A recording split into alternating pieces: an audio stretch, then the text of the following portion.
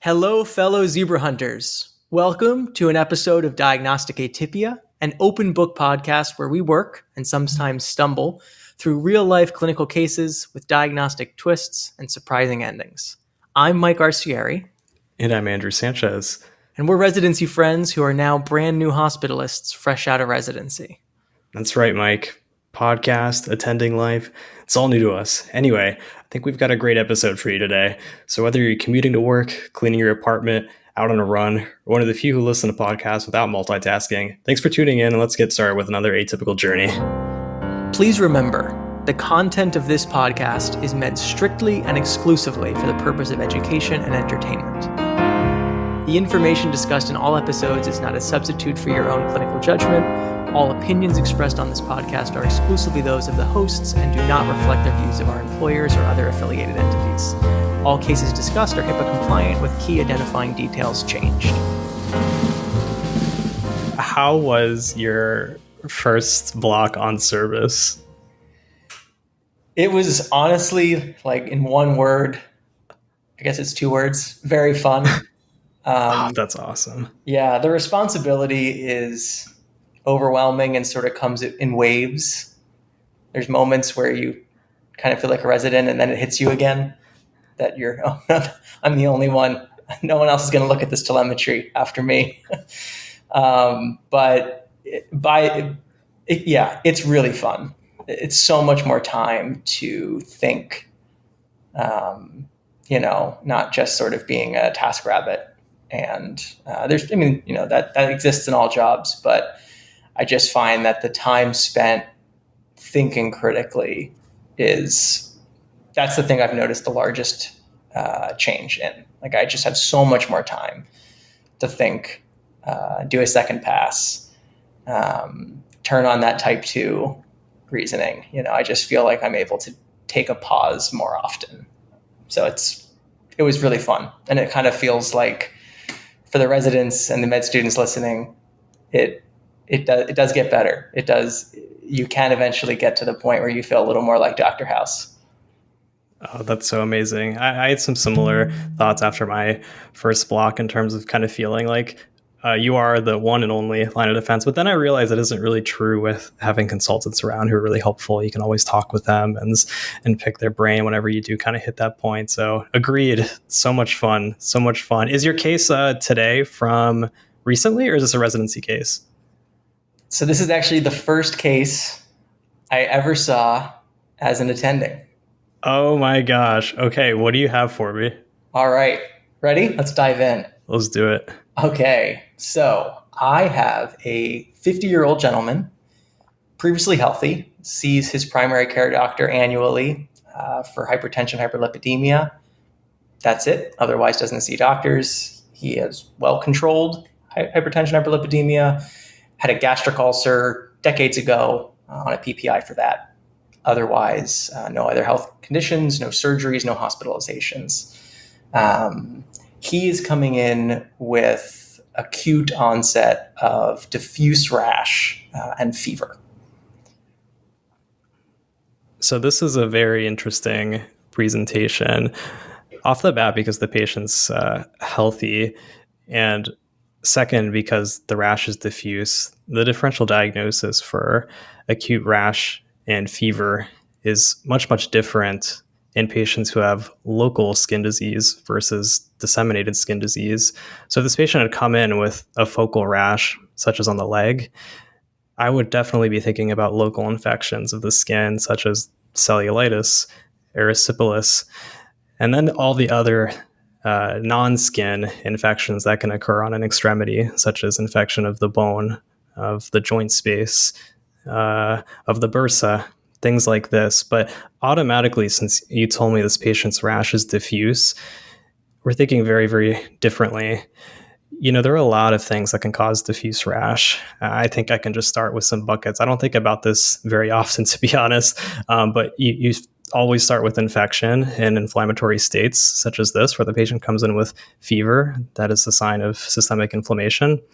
And for diffuse rash and infection, I think of viral exanthems first, measles, mumps, monkeypox, these sorts of things, HIV, all the common things. And then you start entertaining also strange infections, meningococcemia, Rocky Mountain spotted fever, other arboro infections that can leave rash as a signature. So a lot of different infections can do this. And when I would be approaching this patient, I would be asking them, especially because they're healthy and they're out in the world interacting, have you been out in the woods lately? Even if he hasn't noticed any tick exposures or any mosquito bite exposures, by being healthy and being out in the world, if he's taking hikes, going out to the ocean, he can acquire infections. Other things that can cause diffuse rash in terms of history you want to take, drug reactions can do this. So I know he's healthy and not on any chronic meds, but I'd like to know, did he receive an antibiotic recently for like a presumed pneumonia or something like this? And now he's having like a drug-induced hypersensitivity reaction, something like this. So, okay, infections, drug reactions, hypersensitivity. I'll just leave one more. I think of cancer. I think of cutaneous lymphomas, things like this. But I'd just be really curious, what was happening prior to the onset of this rash? Did he have any unexplained symptoms? Has he been out on any hikes, any new drug exposures? And I just kind of let him tell a story because I'm not really sure what's going on yet. So what happened, Mike? Yeah, I think all of those things are, when you hear this from the ED team, these are all the things you're thinking about and talking with your resident and intern about walking down to the emergency department. So yes, let's dive into the story. So gentleman was in usual state of health until just 24 hours ago. So prior to that, usual state of health, nothing going on. He had this sort of hyperacute eruption of this rash periorally, as well as on the tip of the nose. Over the course of hours, it spread from that region to neck, trunk, genitals, both palm and soles of feet, palms of hands, soles of feet, forearms, really just everywhere, every surface. Also says he noticed that lesions appeared inside the mouth as well. That's sort of that's it, really. He did have some chills and low-grade fevers this morning when he woke up. He didn't have a temperature at that time. He didn't have a fever, I should say. He had a temperature just as normal. And he also doesn't note it himself, but says his eyes were sort of itchy, and we'll get back to that in a second. I'm going to answer some of the questions that you had already asked, which were all things that we were thinking as well. So he is not terribly active, lives with roommates. He works at a warehouse, and it's a sort of like a Amazon-style warehouse. There's no sort of occupational exposures beyond, packaging. He no travel. Last time he traveled internationally was about 40 years ago. He, again, not hiking, doesn't remember any time spent in long grass, the woods, anytime recently. No ticks, of course, that he saw, obviously. He not been sexually active in over 5 years prior, only heterosexual relationships with female identifying partners.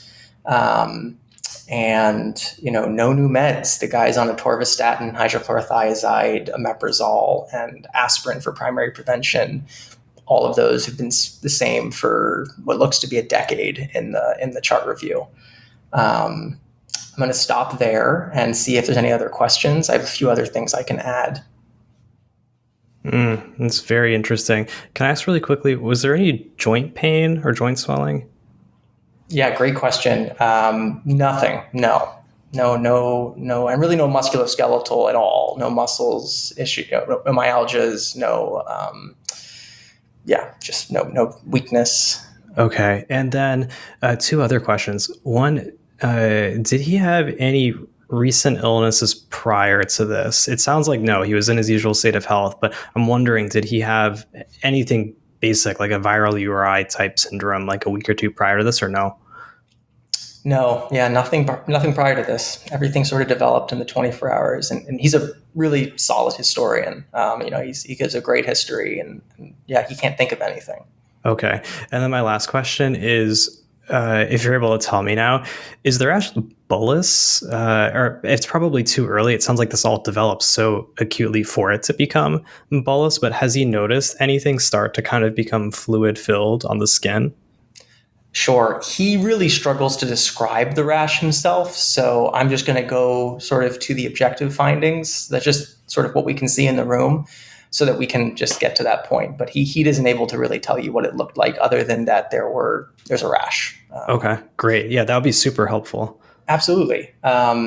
So, you see him in the emergency department. He is tachycardic to the 120s. EKG and telemetry both show sinus tachycardia, but no other changes.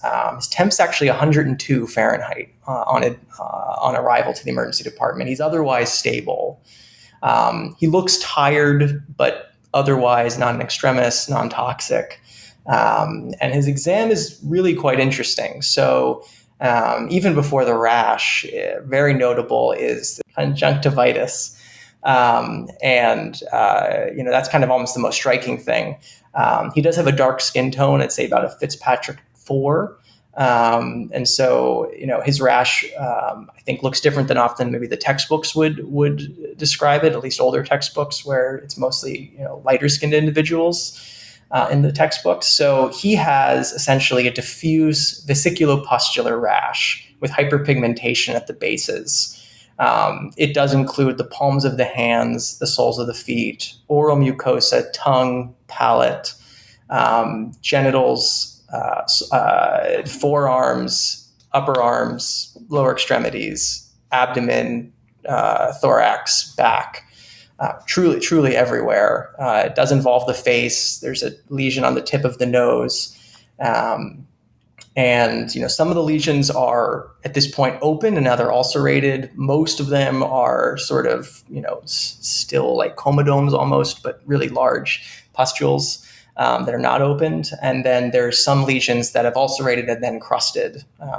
So I'd say that there's sort of multiple stages of these ulcers and multiple stages of healing. Otherwise, I mean, I'll certainly ask, if there's other things that you want specifically from the exam, but is an otherwise, not notable, unremarkable exam, cardiopulmonary wise, abdominally, cranial nerves. But anything you have specific questions about, I'm happy to answer in case there's something I'm not thinking of that then comes to mind. Well, you're really stretching me, Mike, because I don't know rashes well enough to spit out a differential diagnosis off the top of my head here. But what I do recognize is that if I saw that there was mucosal involvement of a diffuse rash like this, I would be very worried, because I know that many of the diseases that cause mucosal involvements can kill you if you don't figure out what's going on and you don't treat it.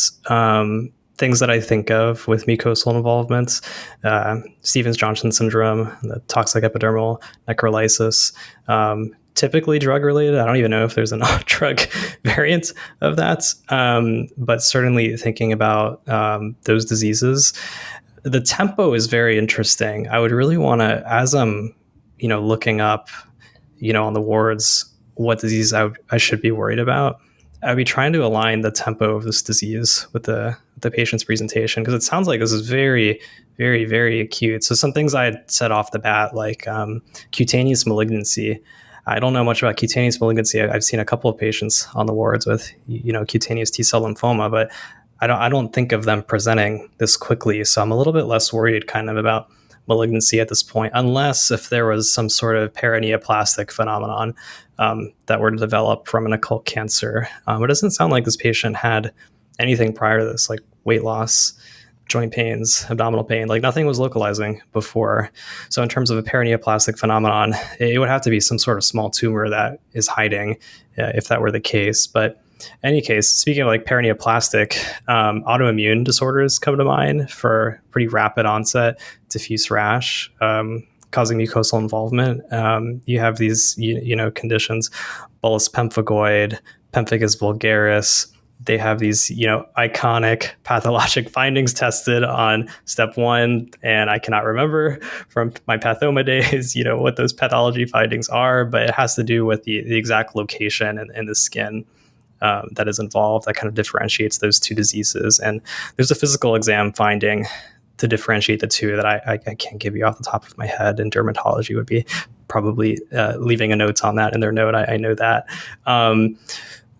And then going back to infections that cause mucosal involvement, I would be looking that up too, to be honest. Just recently, actually, on the wards, I just saw erythema multiforme after a mycoplasma pneumonia patient. That's an immune phenomenon after an infection. So that's, again, more like on the autoimmune type spectrum, because it's really an immunologic reaction to something. But we could think, did this patient have an infection that we're seeing something after? But again, that doesn't sound like that's the case here, because he was well before. So either he has an acute infection that's causing a profound, widespread rash up front, not immunologically related, with mucosal involvement. I can't think of any off the top of my head that can do that. I'd be looking that up. He could have an autoimmune disorder. I'm thinking less likely malignancy, unless if there's an occult cancer and there's paraneoplastic phenomenon. And then we mentioned drugs up front. That's exonerated now. But yeah, definitely talking to dermatology. The final thing, you asked me what questions I have. I guess I would be looking hard at just all of the labs, like complete metabolic panel, looking at the transaminases, the alk-phos. Is there any sort of elevation and signal that this process is happening elsewhere, as in case that gives us a clue for other places this disease is touching, because it's clearly very diffuse. But yeah, just looking for any sort of clues. And then I guess just commenting on, what management would I do in a case like this. It sounds like he came in with a pretty high fever. Already lesions are ulcerating. We would need to get blood cultures in this patient in case there was a superinfection of the skin from all of this change. He'd probably be put on broad spectrum antibiotics until we figure out what's going on. And I think talking to dermatology, getting a biopsy up front, and then thinking about kind of those strategic tests to send serologically in terms of any sort of autoimmune workup or acute infections that can cause this. I'm sure like an HIV, EBV, CMV test would be sent, even if the patient doesn't have like sexually active history. But what do you got for me, Mike? I'm going to stop rambling. I'm very curious. I'm just waiting for you to give me more information. Yeah, no, and you can ask at any point. I certainly am not keeping anything. It's really fun to watch your brain work in real time. That's just a cool thing to see. So absolutely, yeah. So his CBC is unremarkable. He does have a lymphopenia, but he does not have a white count. His basic metabolic panel is notable for a mild rise in creatinine. It's not quite a AKI worthy, but approaching that. So I think it's a 1.4 above a 1.1 or 1.2 baseline. So sort of right there. He is noted to have nothing super remarkable on the transaminases, other than the albumin is low at 3.1, which at the time was felt to be, inflammatory. UA, interestingly, is showing 3+ blood with RBCs and 1+ protein. And then he had sort of a slew of other tests that were negative. I can read those off now. So his troponin is negative, his lactate is negative, his procal is mildly positive at 0.38. The lower limit of normal on that assay at my institution is 0.11. He is negative for COVID, flu, and RSV on the three agent panel. MRSA and Staph aureus negative on nasal swab. He does have blood cultures, urine cultures, sputum cultures. All I wasn't really making sputum at this time, but all of those were sent, and at this point, no growth to date, but it's only been, a couple hours. And then a CK was actually sent, and actually it's 3,800. And those are, I think, all the things I have for you to start. But of course, I can give you a bunch of negative results too as you ask for them. Those are sort of the things that were cooking when we walked down to the emergency department. Oh, this is so interesting. Oh, Mike, I was going to latch on to the hematuria you gave me because you said there's blood on the dipstick, but then there Mm-hmm. were RBCs on There the are, microscopy. yeah. Okay, yeah. So when you see positive blood but no RBCs, that could be consistent with myoglobinuria, and you just told me the CK is very high, so that would have fit, but there are RBCs. So then my second question, to be authentic here, is was the patient recently like straight cath or anything like this? There's no urinary retention or trauma to the urethra, nothing like that. Yeah, it's a really good question. I mean, this is a guy who has, involvement of the genitals, but no, there's not been any manipulation. This was a, patient collected clean catch. I see. So interesting. I think you just threw me a bone there, actually, because I didn't think about what is going on, and it's also like blistering inside of the urethral tract, which I actually have seen that on the wards in a patient with, I don't remember, it was pemphigus or bullous pemphigoid, one of those two. He developed urinary retention. We actually had to put a Foley in, and it was extremely traumatic for the patient, as you can imagine. The amount of pain that happens inside is profound. So I think you just helped me, because I think I can't imagine, if it's this diffuse, that there is something going on inside the urethra as well, causing those RBCs. Because I was wondering, is there a glomerulonephritis going on? And then my brain kind of went to, okay, if there's a glomerulonephritis and a rash, is this IgA vasculitis? But now that it's very, very feasible that the RBCs are just due to like mucosal sloughing and just some like microscopic bleeding, then that goes much lower down for me. So what is interesting now is is the CK that you gave me. CKs being a little bit high can be a little non-specific. This is pretty high though. You said it was 3,000 plus, right? Yeah, 3,800. That's right. 3,800. Interesting. Okay. So a couple questions for you at this point, because people don't just get CKs of 3,000. So we have to explain that and think about that a little bit more. A question for you. It could be hard to tease out with the rash, but are the muscles painful at all on palpation? No. No, yeah, because of the CK, the resident actually did a great MSK exam, neuro exam as well. That both did not demonstrate any weakness and no pain. I actually should mention that I forgot. This is critical. Actually, no pain and no pruritus with with this rash. I should have mentioned that right up front. But the rash itself is, to him, it's mostly cosmetically bothering, and he kind of feels unwell from their fever. But so that was an aside there, but an important one. I see. That's super interesting. That's super interesting. So I am going to pull up my notes on myositis really quick. I mean, myopathies versus myositis, those are two separate concepts, but I'd be pulling that up. So I'm pulling it up. I haven't thought about this in a while. The only one with confidence I know much about is IMNM, immune-mediated necrotizing myositis, because I diagnosed it with Mary White in residency. But I took care of that patient a few weeks ago. Oh my gosh. Throwback. Goodness. So we're back in that space. And I do take note that this patient was on a statin, but I think it would be unusual for him to not have any weakness, because that is a very, very devastating disease that should really cause weakness. But okay, I'm looking at the clinical problem solvers non-traumatic CK elevation schema here. It is very complete. So they consider endocrinopathies, hypothyroidism, thyrotoxicosis, periodic paralysis.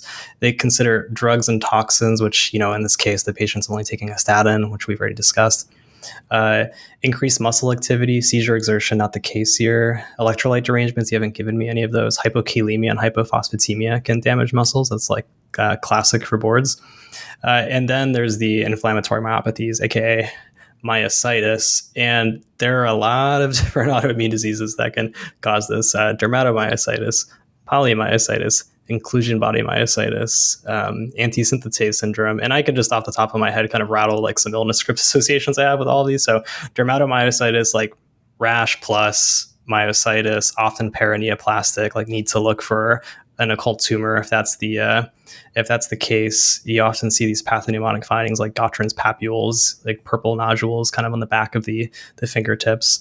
Polymyositis, not so much rash, just the myositis. Inclusion body myositis, a little bit different. It's usually, instead of proximal muscle weakness, it's usually more distal, like the fingers get very atrophied, and it's a little bit less inflammatory overall. And then there's a whole list of other things. But I don't know, just taking a step back and thinking about acute disseminated rash and CK elevation, I'm having a hard time tying it together. I'm not sure if I'm missing something here. Is this an illness script that I'm not aware of? I think dermatology is going to beat me to it in this case. I'm not having an easy time reconciling that in terms of diffuse diseases that can touch the skin and the muscle. Like if there was a vasculitis going on, like a vasculitis can cause diffuse muscle damage and cause rash. So that's certainly feasible. So I wouldn't be surprised if that comes to light.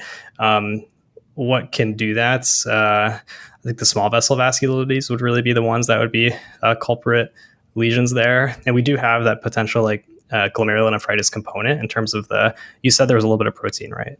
There was, yeah, 1+. So there was a little bit of protein that's never, normal in a healthy person. And the blood, which again is partially from the myoglobinuria. But yeah, I'm not going to comment on what workup I would send at this point because I think it would be too shotgun. I would kind of talk to derm first and pick their brain because I'm not really sure what direction to take right now, just being authentic. Yeah, I think that this is exactly how I felt in this moment as well. I felt like the illness scripts that maybe existed, I had a big old empty hole where those were, and I couldn't find a good resource either. And so, yes, the sort of two other things, one not terribly important, the other one I think helpful, although we'll see where things go. So he does have a chest X-ray, just for completeness, febrile, and it just shows atelectasis in the bases. It's a pretty unremarkable X-ray, having just looked at it. Nothing else. And then, interestingly, so exactly, you have to get dermatology involved here because this is obviously, if it's not a primary dermatologic disease, it certainly is manifesting in a dermatologic way to the highest degree. That's kind of where this is the money is. So we actually did, just like you suggested, talk to a derm resident. They essentially say that this is concerning for disseminated zoster, and they do a Zank smear, if you remember that, from step one, and they think they may see multinucleated giant cells, but it's not we do see it, and it's not we don't see it. But with that, kind of at the end of this aliquot, that's what you have. And I just quickly, before we go to the next one, I want to just kind of take a pause and see sort of management wise with that information as you're sending this person from the emergency department onto the wards, kind of just things that you're thinking big picture, not DVD prophylaxis, just kind of broad strokes. Okay, that's very interesting about the VZV. Okay, so management, what would I do here? I certainly do think the idea of disseminated VZV is interesting. There's a whole list of kind of vasculitis mimickers, and VZV is actually one of those classic culprits. So I think I would actually be sending the serologies for that to see if there's an active VZV infection. Like if there's a high IgM, it's crazy eye. I'd be very supportive of that. And that could explain if there's a vasculitis touching the muscles. boom, that's your CK elevation. And then the rash, you have your zoster rash. So dermatology is saying, okay, maybe it looks like that. But things I would do, we already talked about having the patient on broad spectrum antibiotics. If the MRSA swab was negative, I'd be probably peeling off the vancomycin and just be diligent about my antibiotic selection. We've already gotten the blood cultures. I would really be leaning on dermatology's diagnostic recommendations here. The VZV is interesting. I'm not sure. They seem to be hedging quite a bit on that finding on the pathology. So it does make me wonder: is there something that we're missing here? But the only other thing I could think of, just to be systematic about not missing something, is perhaps quantifying the protein a little bit better with like a spot urine protein creatinine could be helpful, just to see if there is a real signature there, if that was something that was just a one-off thing. But yeah, that's really all I got. I could use some more help. Yeah, and I think this is a case where, like, the idea that you need to get a lot of consultants on board, I think is the appropriate thing to do for this patient. So, dermatology, and just being authentic at this point. Infectious disease is also involved, and renal is also involved, because the question of whether or not the patient needs a biopsy it's good to get that discussion started early if you're worried about the trajectory. So patient was started on acyclovir and vancomycin, and admitted to the medicine wards for the workup. I can then give you the next aliquot. But before I do that, I just want a quick pearl from my end. And I sort of mentioned it before, but just remember that as internal medicine doctors, we're not dermatologists, and we see a lot of rashes, and I do think a lot of it becomes bread and butter, but there's lots that don't. And I think it's important to get dermatology involved if you're kind of this worried.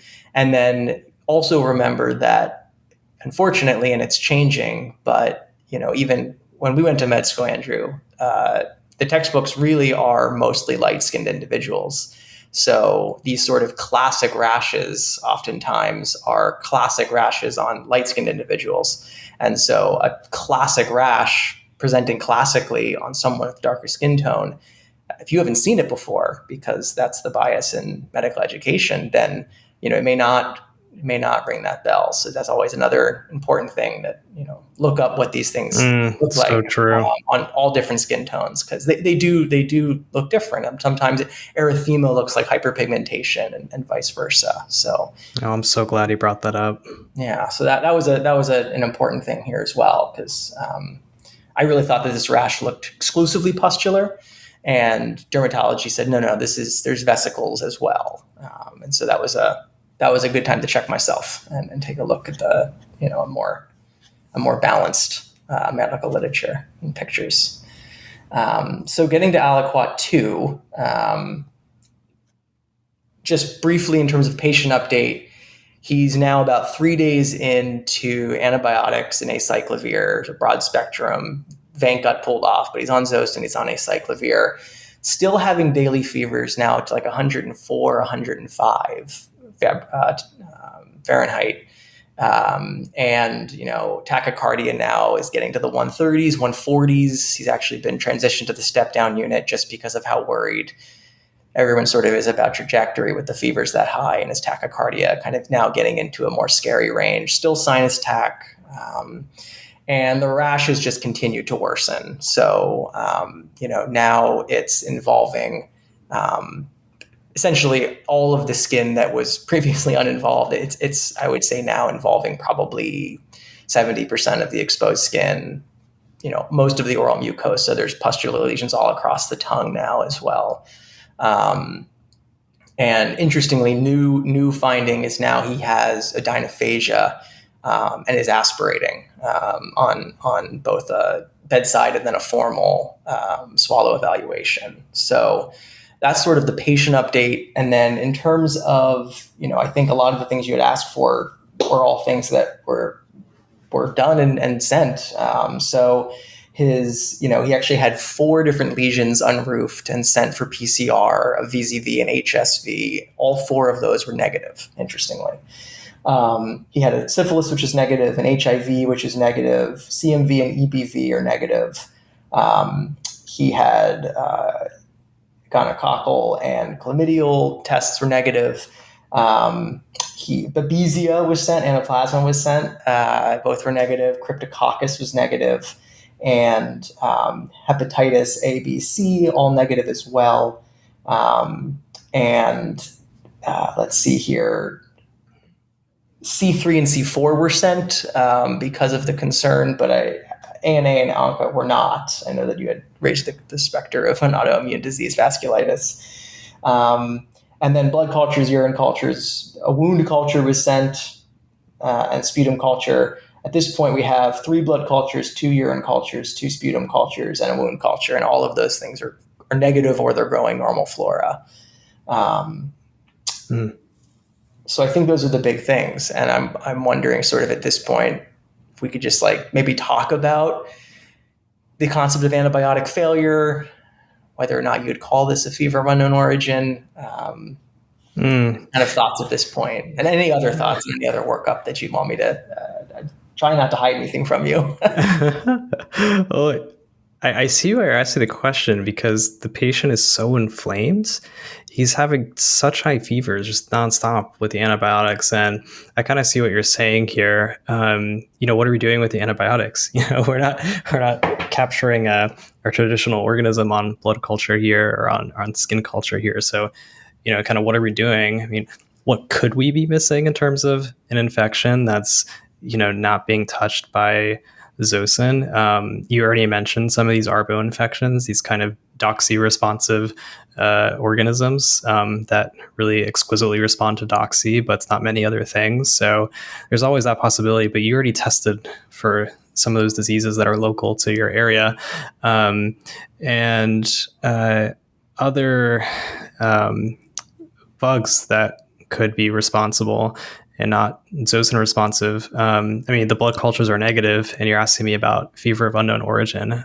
Culture negative endocarditis is always something to consider. And really, there are 2 big bugs you want to think about with that, Coxiella and Bartonella, but we didn't get any relevant exposures. Like, he's not working out on a farm or anything like that. And for the Bartonella, I'm not sure if you mentioned if he has any pets, but these are these manifestations in terms of the illness scripts for those diseases do not add up with a diffuse body rash with most of the body now involved and mucosal involvement. That's just it's not lining up. So I think we need to kind of take a step back and kind of go back to the original idea that this rash is mucosal. And I don't think I've heard from you yet if that biopsy showed anything consistent with like pemphigus or bullous pemphigoid, because it is so extensive. Oh, and then now the patient has odynophagia too. I mean, it's really touching everything. I mean, the only other diseases that are autoimmune that I can think of that cause kind of mucosal involvement in the throat, like Behçet's, but that's not the illness script here. That's, like polyarticular arthritis, GI involvements, like deeper in, like ulcerations of the GI tract. It sounds like the oral mucosa here is just really getting devastated. So I'm still very much on the edge of my seat to hear about the derm biopsy result, to hear if it's at all consistent with these blistering skin disorders that are autoimmune, because the patient's not getting better on antibiotics. I can't think of any infections off the top of my head that would not be antibiotic responsive that cause this presentation. And then just what are other things that are non-infectious that could be doing this? I'm just going to take a step back. You asked me about like fever of unknown origin. Let's just like ignore the rash. Like, how do you approach fever of unknown origin? And I do have my note up here for that because you asked me for it. So for the listeners, I'm peeking at my notes here. You can approach fever of unknown origin in kind of a 1-pass, 2-pass, 3-pass kind of system, where you kind of sequentially move down a diagnostic pathway, where really in the first pass, you're just trying to survey what's involved and can I find anything upfront that's common. So for that, you're setting a CBC, a CMP to look for, liver and renal involvement, an ESR and CRP to see how inflammatory this patient is, a blood culture, a urine culture, and you're pan scanning them. For this patient here, we've really yielded nothing here. For a second pass analysis, some will say to repeat the blood cultures. You're getting an echo to look for culture negative endocarditis or any other endocarditis that's just been missed so far. An HIV test, hepatitis serologies, RPR, syphilis testing, and quant gold. And then you can do plus or minus. It's like Bartonella, Brucella, Coxiella titers if the patient's at risk, which I think you've given me all of those. Something we haven't gotten, the ANA, the ANCA, the CK we've gotten. So we've kind of touched on, these myositis entities, and the one that can cause profound skin manifestations is dermatomyositis. I am sure it can do some pretty funky stuff in my head. It doesn't cause this mucosal pattern. It's a little bit less intense than what's going on in this patient. And then other things in the second pass, you can consider adrenal insufficiency, setting an AM cortisol, setting an LDH and a paraprotein evaluation. And then finally, a ferritin. Ferritin, very nonspecific test, but if it was like 20,000, and that's really all you're latching onto, and there's like hepatosplenomegaly, cytopenias, then you're suddenly thinking HLH, like that could fit that picture. But if the ferritin's like 2,000, 3,000, and you don't see those things, then, we're not going down the kind of the HLH kind of pathway. And then finally, if none of that yields you anything, you can get a PET scan, and then if you see something light up, you biopsy it. But here we have a patient who has a diffuse rash, so I'm still, again, on the edge of my seat, kind of waiting for that biopsy. So, where are we, Mike? What to give you next? Yeah. So just to finish out before we get to the biopsy, which I will give you, is just sort of the other things you had asked for. So he'd only gotten his chest scan, so he just got a CT chest, actually just non-con. That does show right lower lobe consolidation and a right upper lobe ground glass opacity. Also has axillary, subpectoral, and mediastinal lymphadenopathy. It is worth noting that this was obtained after we confirmed aspiration. So that's just something in terms of temporal relationships here. And other things you had asked for. The quant gold was negative. His paraprotein analysis was also negative. I should mention that we sent quantitative immunoglobulins. I mean, there was this concern for diffuse zoster, so sort of the full immunocompromised workup was sent. That was also negative. I mean, normal quants. Anything else that I don't think that I have anything else that you had asked for, or that we had mentioned in this. You had mentioned in this discussion of fever of unknown origin. So the derm biopsy had to be sent out for a couple extra stains, one of those being actually an IgA stain, which you had mentioned very early on, the possibility of an IgA vasculitis. So it basically shows what's described as a vesicular lesion full of neutrophils and marked edema. It is negative in terms of stains for IgG, IgA, IgM, C3, and fibrinogen. And overall, it shows just kind of a loss of the dermal epidermal junction.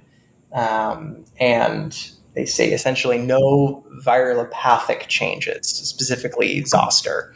And the overall impression is just a acute inflammatory process, which is super nonspecific.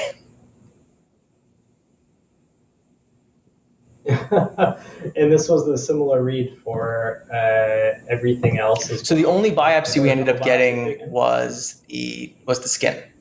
So this is the biopsy. There were multiple biopsies sent from different locations of the skin, and the pathology report sort of found the same thing in each of those biopsies, and so they were sort of all combined into one final report.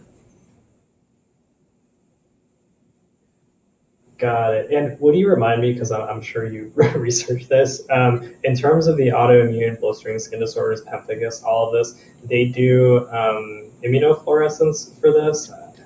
They did all that. I believe. Yes, they did.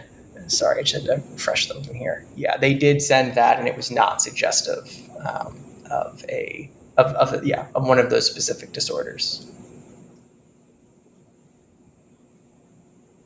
Oh, goodness. Well, this is interesting. My first thought is that there is no sign of vasculitis, and they did a pretty kind of comprehensive evaluation for that. I don't know what I'm left with. Can paraneoplastic syndromes kind of leave kind of no signature like this, where it's just kind of antibody mediated disease? You know, I'm not sure. That's the last thing that kind of crosses my mind, and it sounds like we've exonerated the VCP. So I am at a loss. If I had to put my money down on something, I'm wondering if we're missing an occult cancer in this patient, and this is just a very, very abrupt presentation of just antibody-mediated destruction of this patient's skin everywhere.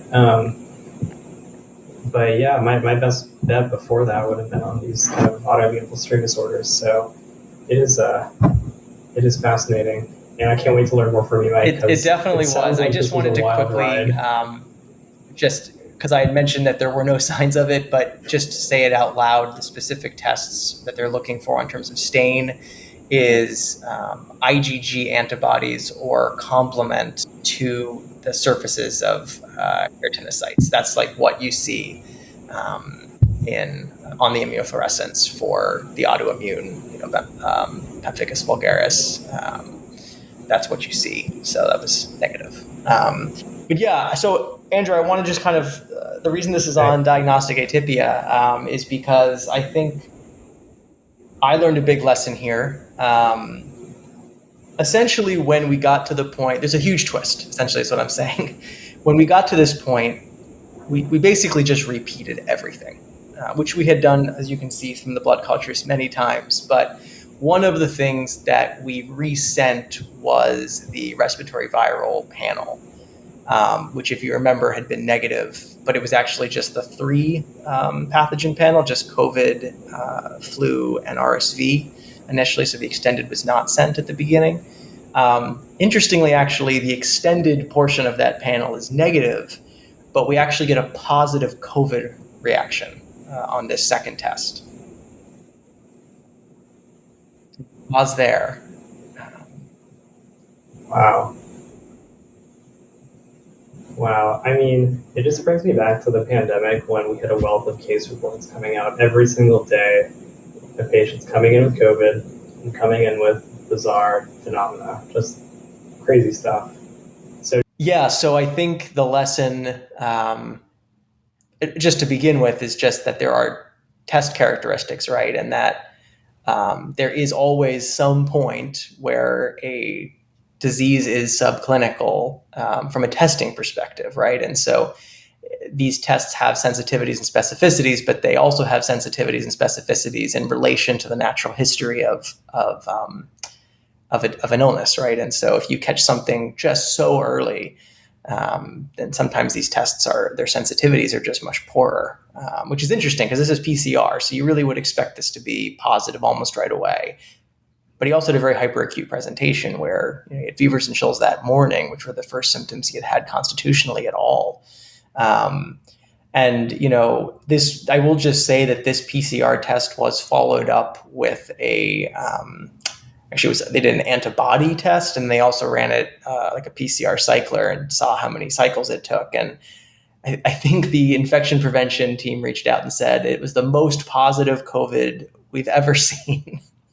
I don't know if that's hyperbole or not, but it was quite positive from the qualitative side of this. So yeah, I think then there's always this question in these kind of cases where does this person have 2 things, or can these things be, can they both be explained together, right? Occam's razor versus Hickham's Dickham. And in these kind of cases, you really have to talk to consultants. Dermatology, infectious disease is on board as well, like I mentioned. And there's basically about 40 to 70 cases reported, probably more that have not been written up, but about 40 to 70 cases of of this thing happening in COVID. And what this is specifically called, this presentation, regardless of what causes it, is something that's called acute generalized exanthematous pustulosis, or AGEP, AGEP. This is a entity of its own, and it's often caused by drug reactions. That's kind of the most common thing by far. Like 90% of these cases are caused by drug reactions. The differential is a lot of the things that we've already mentioned, zoster and herpes disseminated, either of those disseminated, pustular psoriasis, smallpox, mpox, these things that cause similar looking presentations, basically. But it's a distinct entity that's felt to be in some way, immune mediated to some degree, although it's not entirely clear. But 90% are usually caused by drugs, and there's about 40 to 70 cases where COVID was sort of the only thing. There was no drug, because a lot of patients with COVID end up getting a lot of medications as well, and it's hard to sort of tease out what was what. But there's definitely described cases where COVID's sort of the insult and the only insult. And so infectious disease, dermatology, they felt that this was likely related to the COVID presentation. So he was started on remdesivir. He actually stopped all the other antibiotics, stopped the acyclovir, just attending. That's very scary, to stop all your antibiotics in a guy who's fevering to the 105s. But we did. And in addition to that, the treatment for AGEP, kind of regardless of cause, is high dose steroids. And so he was started on topical as well as systemic oral steroids, super high doses.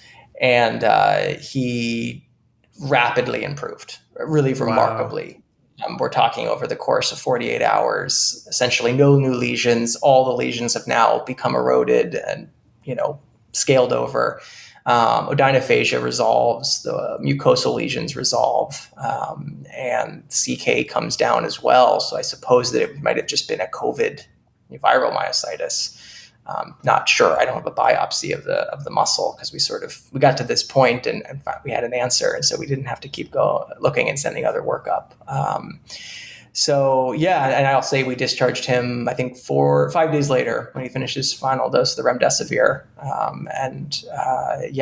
I followed him up recently in the charts, and it sounds like most of these lesions have healed without scar. So it looks like he's gonna do well, and it's super fascinating because it's an interesting case. Something common, but presenting very uncommonly. This is humbling. I've heard of AGEP before. I have some note on it in my old notebook on OneNotes from 2 years ago. I'd heard about it briefly. I haven't looked at it since. I've never seen it. I'm gonna read about this. You really inspired me. And my one reflection is, in looking back, dermatology had mentioned something about multinucleated giant cells. And now my question is that kind of a non-specific reaction just to viruses? And that could have been a tip off that, okay, maybe it's not VZV, but maybe this is just a reaction to a virus, COVID here. I'm not sure if that's the case. I'm going to look it up. I have so much reading to do. Mike, thank you for blowing my mind today. You've set the new bar here. Thank you. It's good to see you. Well, it blew my mind first, so yeah, I think it was a humbling case for us as well. I will say this, fully transparently, that it was my awesome resident who decided to resend the viral panel. That was her call, and it was obviously the right call, because it got us our final diagnosis. Oh, that's so amazing. Appreciate the shout out. And what was I about to say, Mike? Oh, this was your first case as an attending? What? It's fun to have interesting cases. It's not so fun to have them in your first 20 minutes. But it kind of sparks the interest as well. It's equally scary and fascinating. Oh my gosh. Well, thanks again, Mike. Hope everyone's having a good day, and thanks for listening. Thanks for listening, everyone. Appreciate it. This has been Diagnostic Atypia with Doctors Andrew Sanchez and Mike Arcieri. The show is produced by us with the help of Podcastle. Our intro-outro comes from the album To the Surface by pianist Lawrence Fields. If you enjoyed this show, consider subscribing and sharing our episodes with others. If you have your own atypical diagnostic journey to share, please reach out to us, dx.atypia@gmail.com. We'd love to discuss it with you, and we welcome medical students, residents, and even seasoned attendings. Happy zebra hunting. We'll see you next week.